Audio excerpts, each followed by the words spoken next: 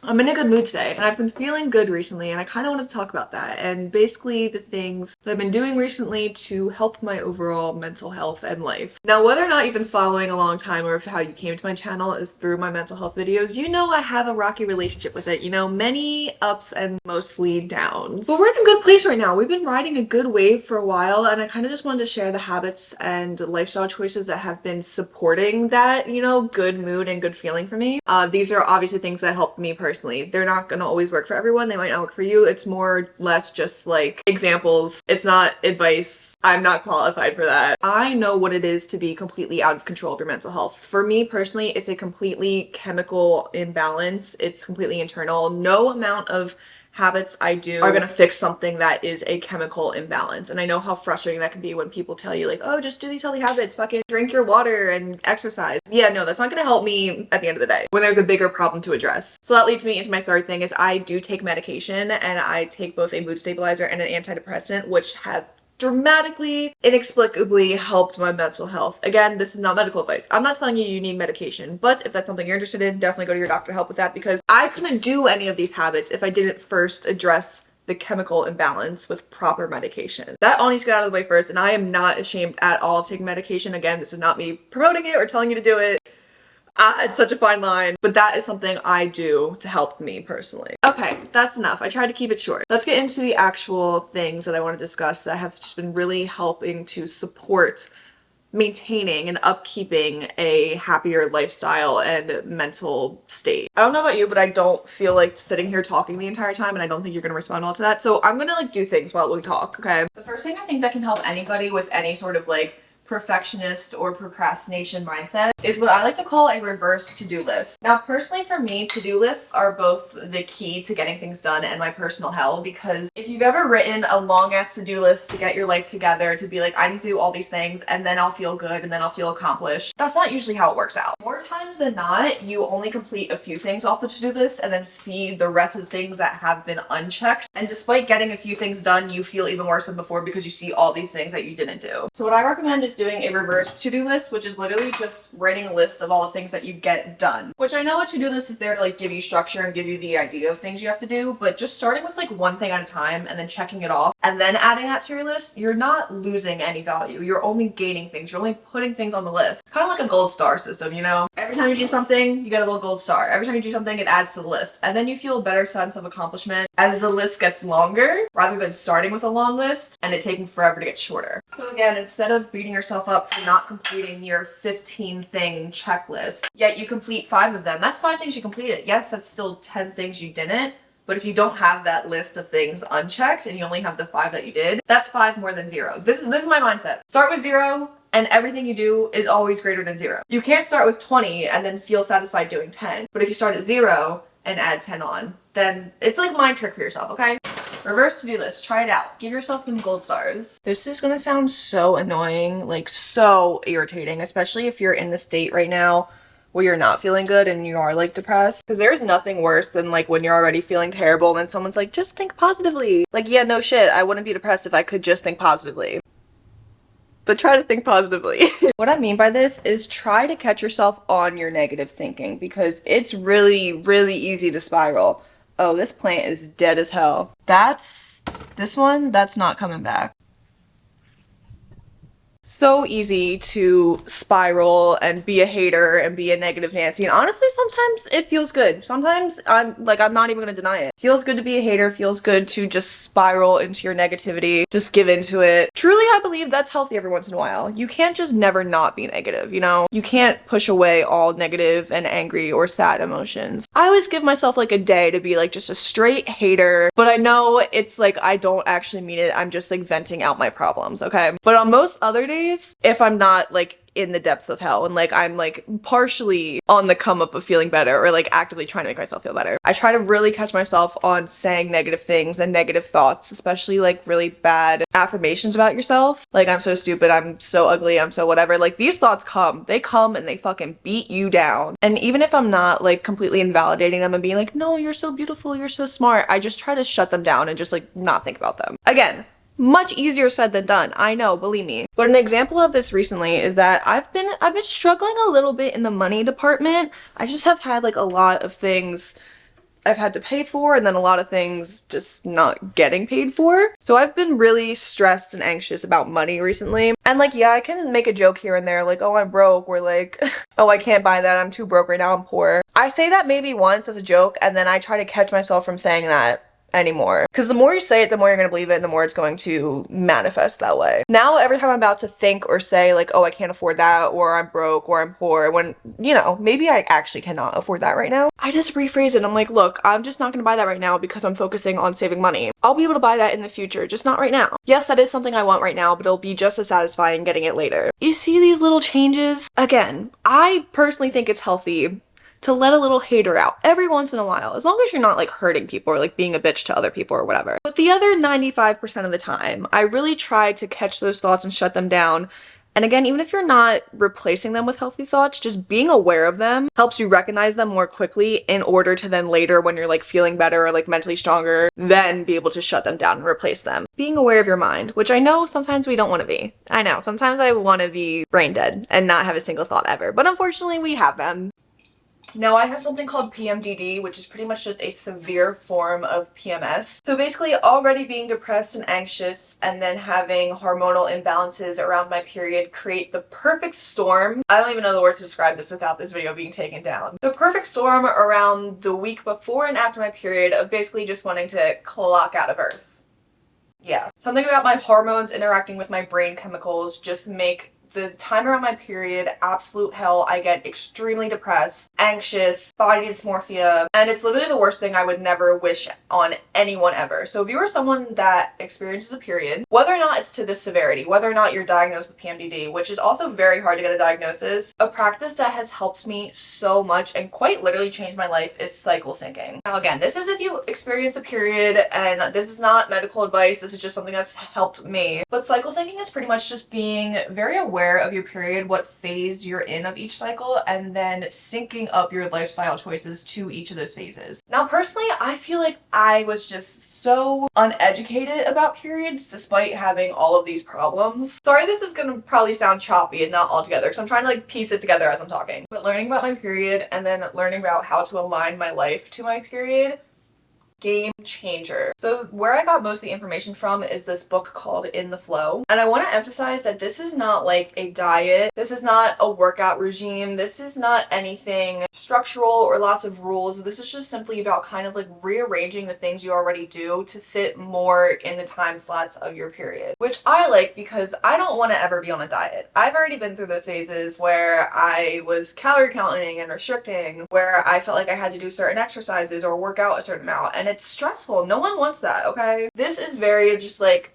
free-flowing and very open to interpretation for what's going to fit into your lifestyle. But the part of the cycle syncing that has helped me the most and I feel like has made the biggest difference is when I eat certain foods. You're not cutting out anything, you're not calorie counting. This is just choosing when you eat specific foods because certain foods promote different hormones. And again, this is probably sounding like a lot of gibberish. I'm so sorry. I don't know how to explain this technically. Just get the book. Get the book. I highly recommend it. Or even just look up on Pinterest cycle syncing. That's how I learned a lot too. But certain foods have certain vitamins and minerals and whatever to promote different hormones. So like on certain times of your period, you have like low estrogen. So you eat these certain foods to help balance out your estrogen. And if you're a girly like me, where everything in your body is out of whack, especially your hormones, doing these slight changes has made the biggest difference. Before doing this, I would get so bloated and so tired and either hungry or not hungry at all surrounding my period. My physical form felt completely out of my control and completely different than like my average. And I just never felt like in tune with my body. Again, like my mind, I just felt like I was completely out of control of how my body ever like felt. And now that I keep track of my period and know what phase I'm in, where I'm at, it explains how I'm feeling certain ways. It explains why, oh, I'm more tired this week, or oh, I have more energy this week. But pretty much just changing up my meal plan to fit into the list of foods that they recommend for each phase, which is so easy because literally in the book, or again, if you go on Pinterest, it just gives you a list of foods that are good to eat during each phase of your period. So I just like pick a few things off the list and then I center my meal plan and grocery shopping for the week around it. And then my groceries are already laid out for me. I've been trying new recipes and then I just need to look at the list for the next week and then add some of the foods in. Again, you don't have to add every single food in, just like a few of them. And it's just been such a small change that's made the biggest difference. I feel so much better in my body. My period symptoms on the physical sides have reduced to only like 2 days when it used to be like the whole week before my period. And I have been struggling with my period and the worst fucking symptoms ever for years now. I thought there was no hope for me. My body feels like it moves better now. I feel more again in tune with my body. I didn't know if I wanted to mention this or not, but I have lost weight, which again was never the goal ever. But I think just overall balancing my hormones, especially like stress and cortisol, because that really affects how you hold weight in your body, has just had me drop a few pounds. And I have been the same exact number weight for years. I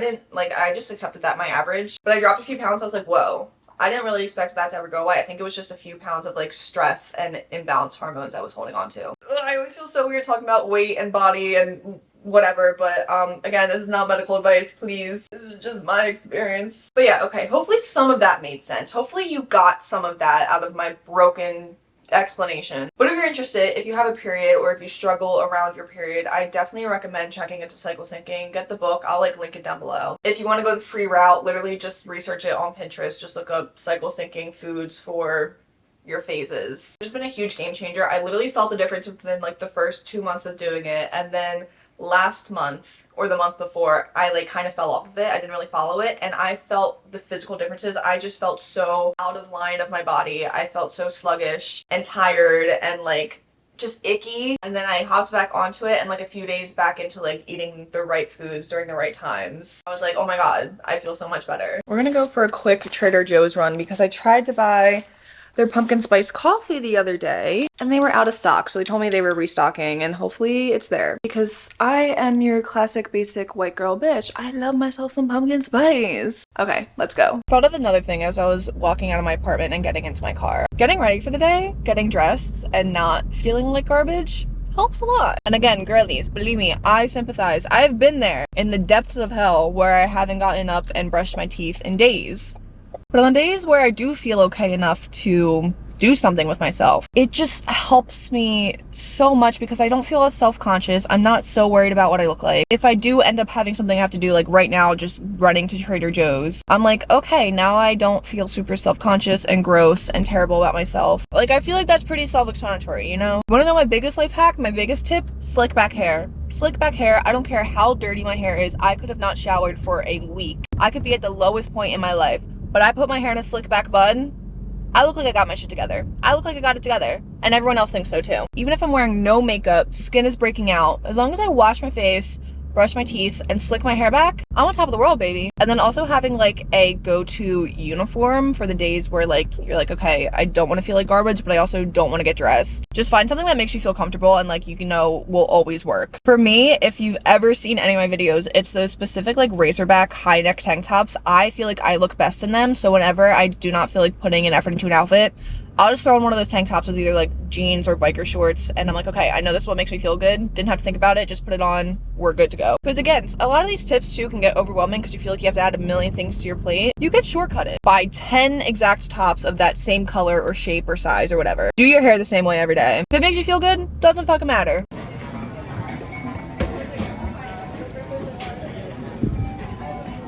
So I accidentally just took a nap for like an hour right here on the couch, just chilling. And I don't ever take naps, but I have been having the worst insomnia the past couple weeks, especially this week. I've been sleeping like 3 hours a night. Like, it's bad. It's really bad. So yeah, quick intermission. The sun is about to set too. And I'm hungry. Oh my. Okay, the nap threw me off my game a little bit, but we're back and we're making some pumpkin bread. Well, like banana pumpkin bread. Because when I went to Trader Joe's to get the pumpkin spice coffee, I also picked up a can of pumpkin. This kind of ties into my next thing, which is kind of just acting on my creative impulses. Now, I know maybe not everyone is the same way, but I'm just a very creative person and I always have ideas and things I want to do. And I feel like I just never do them, and they always live in the want to do, gonna do someday category. But when it's something simple like, I'm craving pumpkin bread, I'm like, why don't I just make some, you know? I already had all the other ingredients. I just need to buy some pumpkin. So let me just pick up a can of pumpkin and make some pumpkin bread. And like, I get it too, because a lot of the times things cost money. Yeah, my impulse is to go fly to Italy right now, but I can't do that. But it's the little things that just like give meaning to life and let you have something to look forward to in the everyday. This is our banana pumpkin mixture. Like right now, for example, if you're following me on TikTok, I'm currently working on this giant canvas painting, and I've had this idea in my head for like weeks now, and I just never acted on it. And honestly, I thought it was gonna be one of those things that I thought about and then again just like never acted on it. And I was like, okay, I can get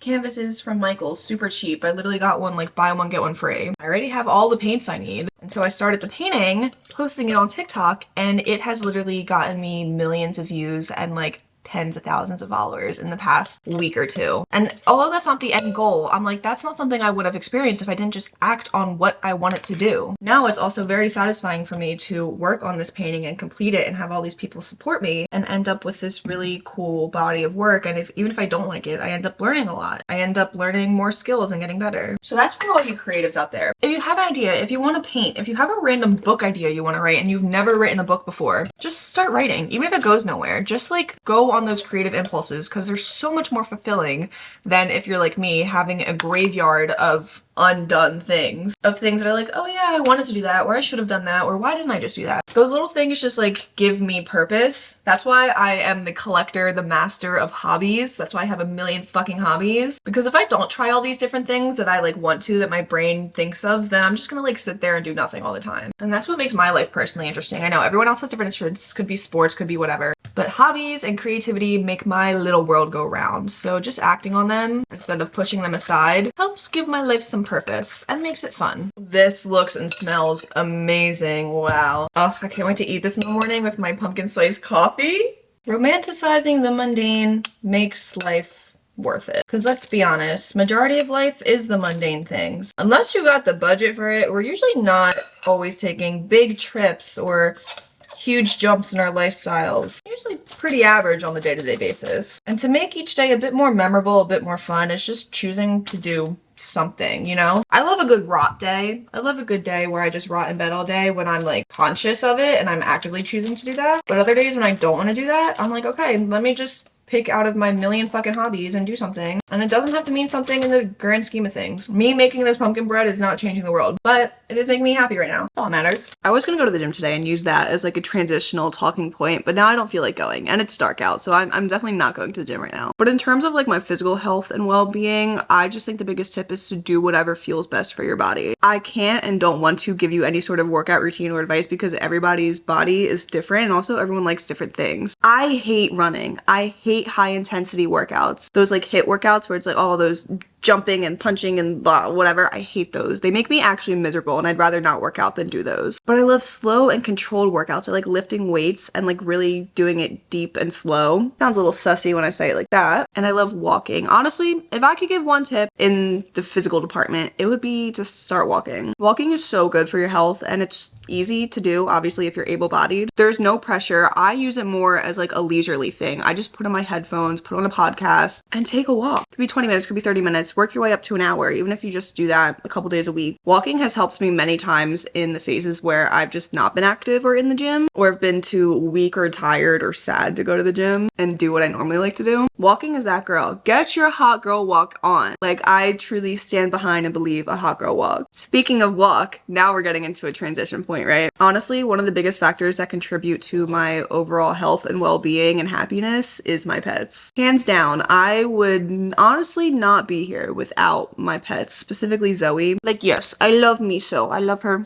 so much. But Zoe being a dog and Zoe being my first child and having her for nearly 5 years now, Zoe has saved me more times than not. Honestly, there have been times where I would have rotted away in my bed, my body would have atrophied, turned into a corpse, and someone would have had to find my bones in my bed if I did not have Zoe and her cute, stupid little face that needs me to take her on her walks 3 times a day and get up and feed her. Having to take care of something else inadvertently leads me to take care of myself. Because when you're down bad, I don't care if I feed myself. I don't care if I get up. I don't have the energy to do that. But I am not going to let that affect my precious little baby child. She's getting the best life possible. I am getting up no matter how much I want to stay in bed. I'm walking the bitch. That already means I have to get up, wear something somewhat presentable, put on shoes, get outside, get some vitamin D, maybe interact with another person or at least see other human beings. And then by the time I'm up, I'm like filling her bowl. I'm already in the kitchen. I'm like, okay, might as well feed myself now too. I don't even have to get up and do anything yet. Just one look at her stupid face and I'm like, I love you so much. I would lay down and die for you. Don't get me wrong. These two are sometimes absolute menaces and have me losing my mind. But at the end of the day, I look at both Miso and Zoe and I just look at them in the face. I'm like, I love you so much. I would do anything for you. Just looking at them in the face makes me so happy. Being in their presence makes me so happy. Like, they are the loves of my life. They are the reason I get up and continue every day because I'm like, they deserve the best life possible. And then in order for them to be taken care of, I have to be taken care of to some level. Come here, Zoe. Pluto, come here. Like, this is my baby. This is my child. Do you know you're my reason for living?